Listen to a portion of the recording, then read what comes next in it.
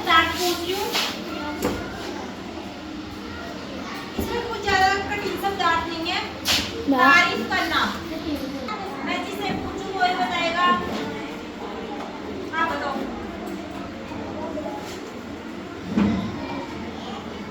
क्या? जिससे मैं पूछूं वो ही बताएगा।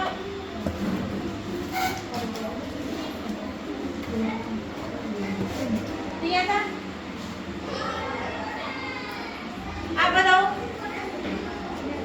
खड़े हो जाओ, आप बताओ।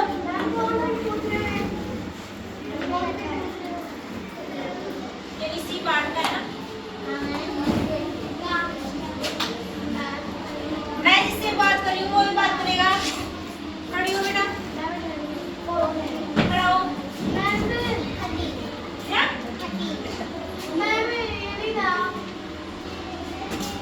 आप बताओ।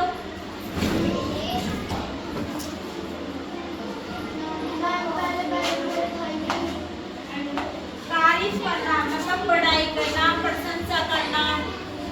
इस चैप्टर में शब्दार्थ में नहीं है, है ना? आना चाहिए ना। तारीफ करना,